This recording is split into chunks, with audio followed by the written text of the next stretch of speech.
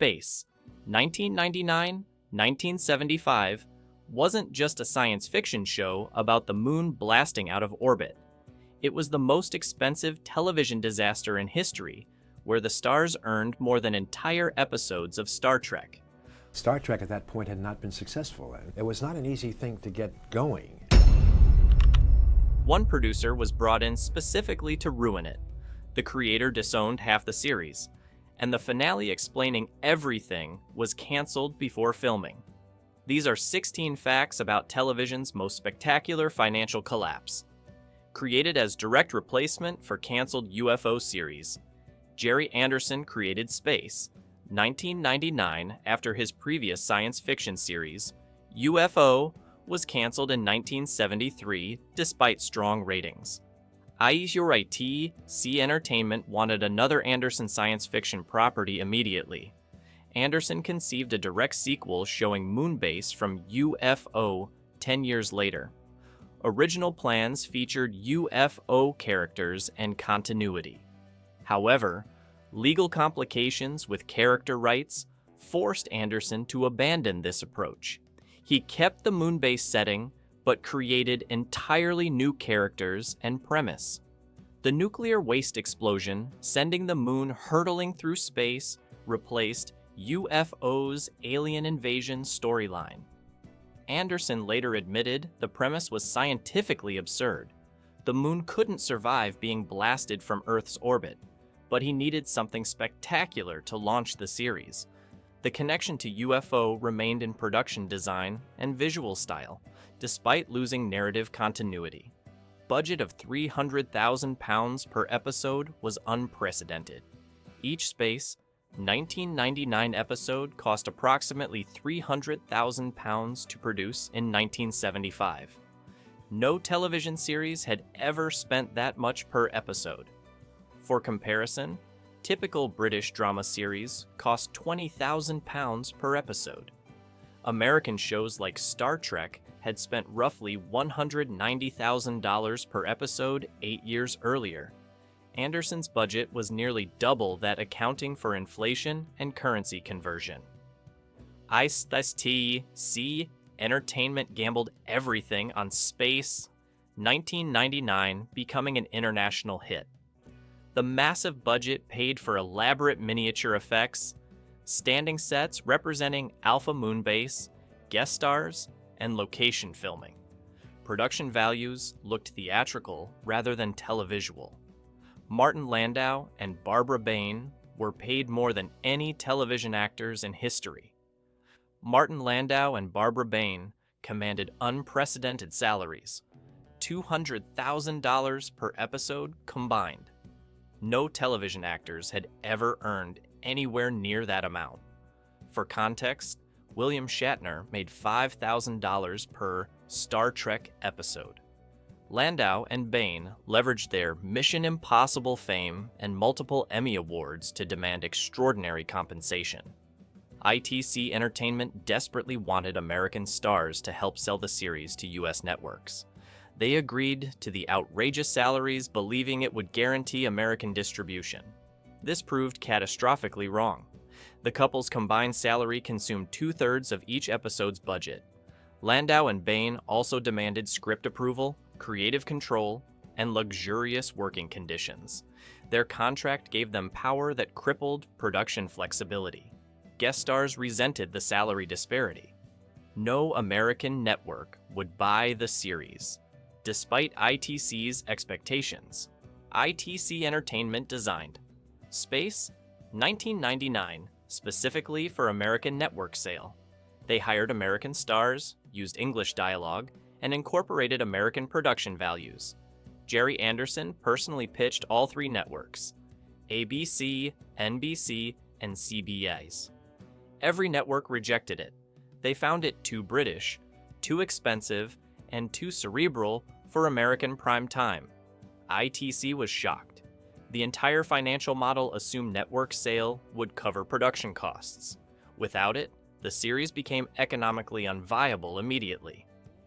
Space, 1999, eventually aired in American syndication through individual station sales. This generated far less revenue than network broadcast would have provided. The syndication sales couldn't recoup production expenses. Barry Morse quit after first season over creative differences and money. Barry Morse played Professor Victor Bergman throughout the first season. He brought gravitas and warmth that balanced the show's cold aesthetic. Morse was beloved by cast and crew. However, contract negotiations for season 2 broke down completely.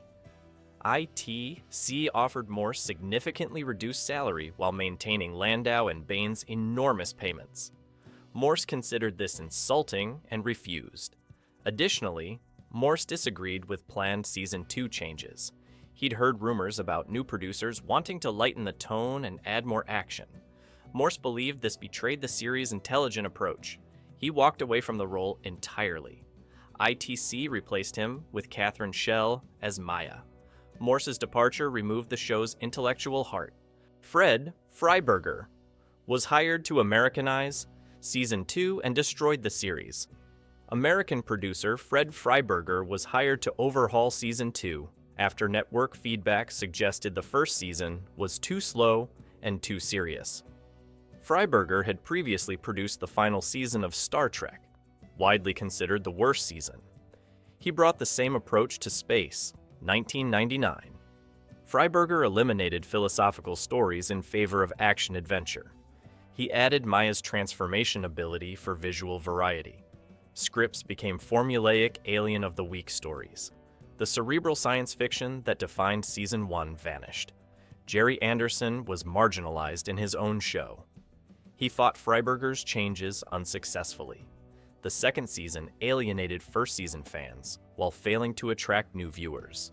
The Eagle transporter design cost over £100,000 to develop the iconic Eagle spacecraft, required extensive design development costing over £100,000 before filming began. Designer Brian Johnson created dozens of concepts before settling on the modular design.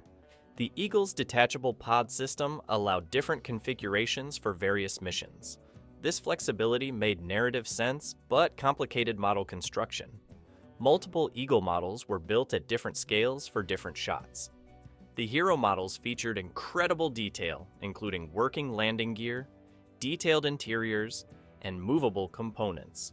The largest model measured 44 inches long. Special effects supervisor Brian Johnson's team spent months perfecting the Eagle's realistic movement. The ship's design influenced real spacecraft concepts.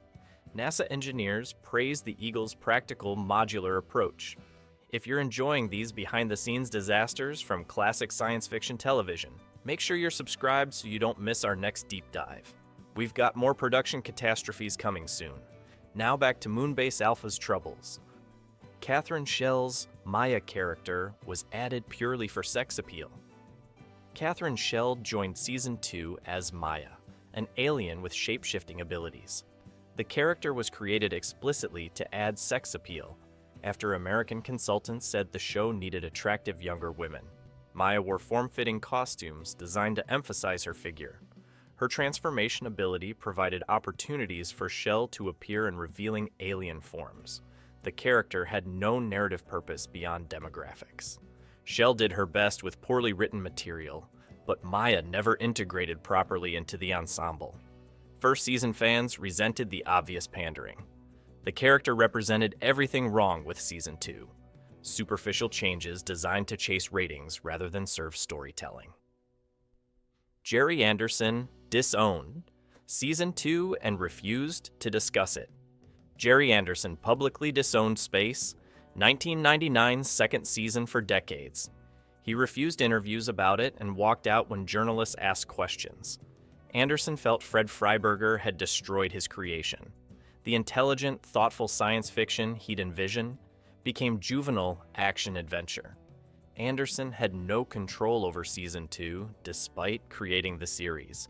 ITC sided with Freiberger and American consultants over Anderson's objections. Anderson considered Season 2 a betrayal of everything the show represented. In later years, Anderson softened slightly, acknowledging some second season episodes had merit. but he never reconciled with the creative direction. The series was filmed at Pinewood Studios using Star Wars, stage before Lucas arrived. Space?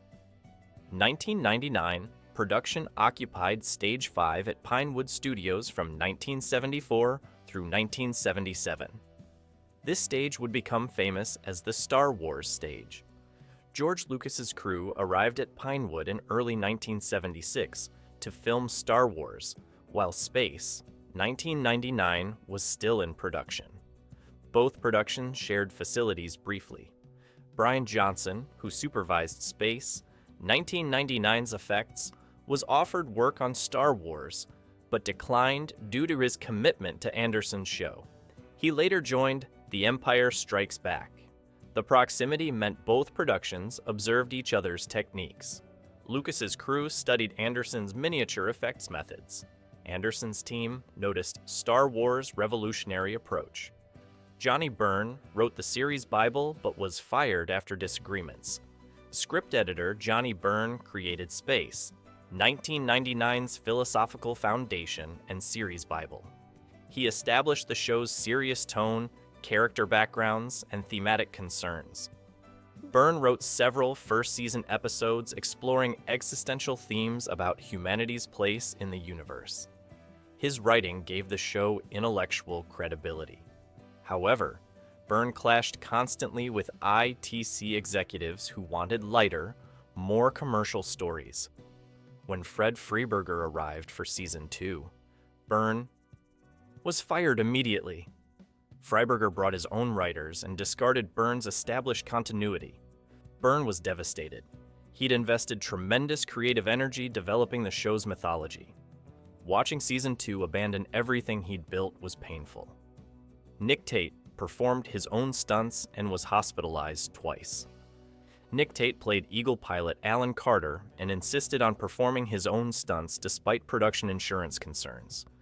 Tate wanted Carter's physicality to feel authentic. During first season filming, Tate was injured twice, requiring hospitalization. The first incident involved a fall from an Eagle mock-up that resulted in a concussion. The second injury occurred during an explosion sequence when debris struck him, causing burns requiring treatment. After the second hospitalization, ITC demanded Tate use stunt doubles. Tate reluctantly agreed, but continued performing less dangerous stunts himself. His commitment to authenticity impressed the crew. Tate's willingness to endure physical risk for realism matched the show's serious approach. The show was canceled, despite strong international sales and ratings.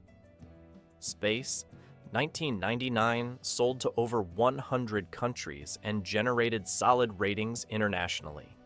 In Britain, it regularly reached 10 million viewers. European broadcasts were successful. Even without American network sale, the series found substantial audiences. However, ITC Entertainment decided to cancel it after Season 2 anyway. The reason was purely financial. The £300,000 per episode cost couldn't be recouped through international sales alone. ITC had expected American network revenue to cover production expenses. Without it, every episode lost money regardless of ratings. Landau and Bain's enormous salaries made profitability impossible. ITC calculated that continuing would mean deeper losses. They canceled the show despite international success. Xenia Merton's character grew larger. Due to fan response, Xenia Merton played Sandra Beanie's, originally a minor background character. Early episodes gave her minimal dialogue and screen time. However, fan mail poured in asking for more Sandra. Viewers connected with Merton's understated performance. Jerry Anderson noticed the response and expanded Sandra's role throughout Season 1. Merton received increasingly substantial scenes and character development. By mid-season, Sandra had become part of the core ensemble. The organic growth based on audience feedback represented unusual responsiveness for 1970s television. Merton was grateful for the opportunity and made the most of her expanded role. Alternate ending Jerry Anderson wrote a proposed finale for a third season that was never produced. The script revealed that the moon's journey through space wasn't random chance. An advanced alien intelligence had deliberately blasted Earth's moon from orbit as an experiment. The aliens had been testing whether humans could survive extended isolation and cosmic challenges. The finale showed the moon finally reaching its destination, a vast artificial construct housing thousands of displaced planets and moons from across the galaxy. Earth's moon would join this collection, and the Alphans would meet other displaced civilizations. The script suggested humanity's survival proved their worthiness to join a galactic community. ITC rejected the concept as too expensive and canceled the show instead. Space. 1999 could have been intelligent science fiction television with sustainable budgets and consistent creative vision. Instead, it became a cautionary tale about financial hubris, network interference, and compromised artistry. Season 2 destroyed Season 1's vision. Unsustainable salaries killed profitability, and Jerry Anderson's planned ending never happened. Some series should have remained impossible dreams,